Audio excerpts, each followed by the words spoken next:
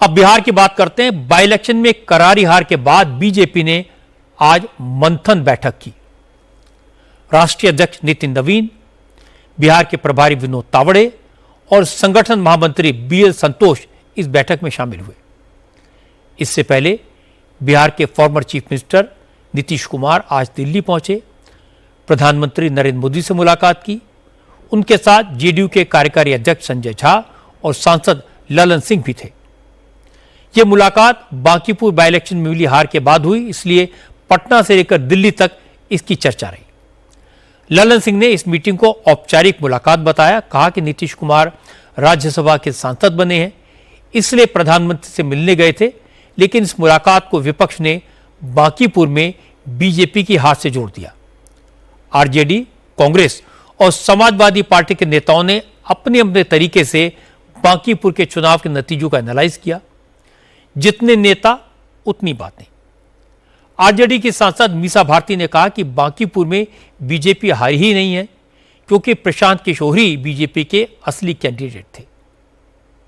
जो हम लोगों ने कहा कि ये प्रशांत किशोर जी भारतीय जनता पार्टी के बी टीम है, भारतीय जनता पार्टी के असली उम्मीदवार यही है, तो बीजेपी की वहाँ हार कहाँ हुई है? तो देखिए, ये भारतीय जनता पार्टी की अपनी अंदरूनी राजनीति है और हमने कहा था कि जो शीर्ष नेतृत्व है एक तीर चला के कई जगह निशाने साध रही है। और आप देखिए ना, अभी तक किसी भारतीय जनता पार्टी के किसी बड़े नेता का या किसी का भी कोई इस पे कोई रिएक्शन नहीं आया है, तो कहीं ना कहीं कुछ संदेश तो दे रहा है।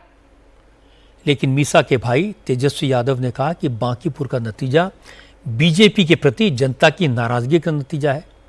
तेजस्वी यादव ने कहा कि पब्लिक में सम्राट चौधरी के खिलाफ जबरदस्त गुस्सा है। वो पहले ऐसे मुख्यमंत्री हैं जो 100 दिन में 2 चुनाव हार चुके हैं।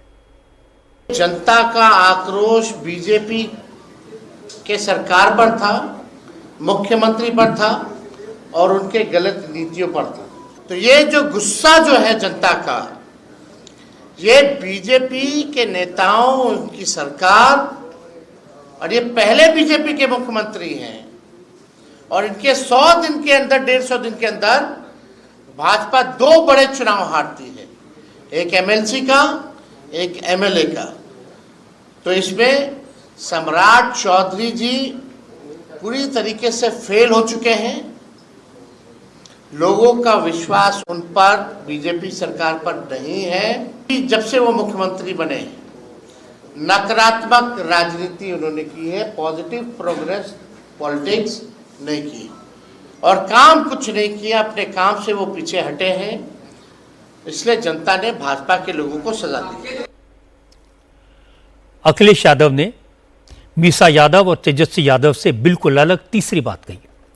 अखिलेश ने कहा कि बांकीपुर में जो हुआ वो बीजेपी की चाल है। बीजेपी ग्राउंड रियलिटी जानना चाहती थी, इसलिए पहली बार बीजेपी ने ईमानदारी से चुनाव होने दिया। 12 साल का ही रिटर्न गिफ्ट मिला है बीजेपी को।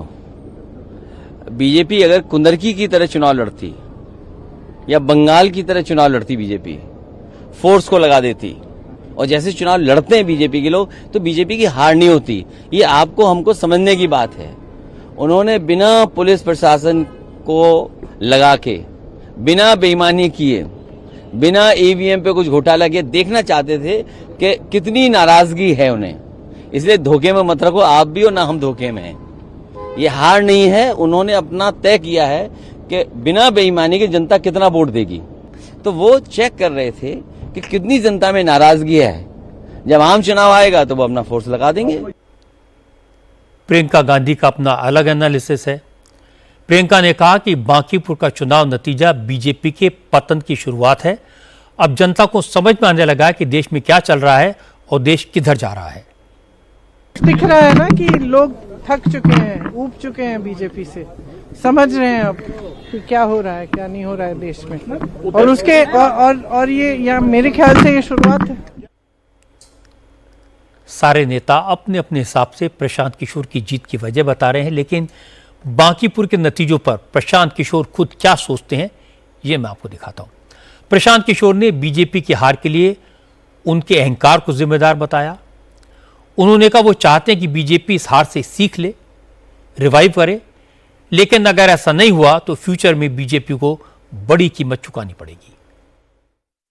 जीत का सबसे बड़ा कारण है सम्राट चौधरी का मुख्यमंत्री के तौर पर जनता की अस्वीकृति। कहीं न कहीं बिहार की जनता और खासकर बांकीपुर के मतदाता सम्राट चौधरी को मुख्यमंत्री के तौर पर स्वीकार करने को तैयार नहीं है।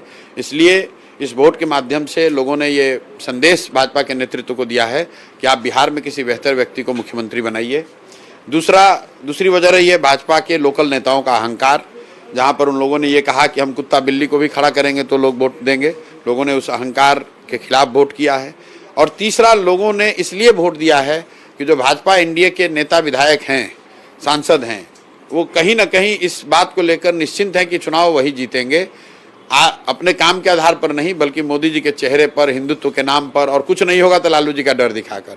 तो उनको जवाबदेह बनाने के लिए जनता ने वोट दिया है। मैं उनमें से नहीं हूं जो चाहता है कि सरकार बिल्कुल काम न करे और उससे मेरा फायदा हो।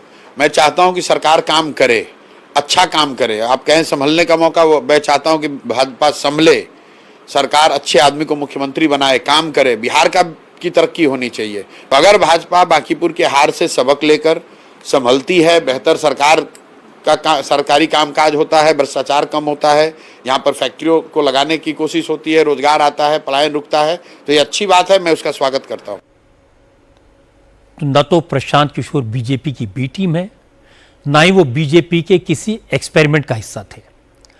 प्रशांत किशोर ने तो बीजेपी को बुरी तरह एम्बेरस किया है। एक एमएलए का बाई इलेक्शन बीजेपी को इतना महंगा पड़ेगा, इसका अंदाजा बीजेपी के नेताओं को नहीं था। प्रशांत किशोर ने बीजेपी के अहंकार पर चोट की, सीएम की इमेज को निशाना बनाया और चुनाव जीत लिया। और पीके की यह बात सही है कि बीजेपी को इस चुनाव से सबक सीखना चाहिए, कोर्स करेक्शन करना चाहिए।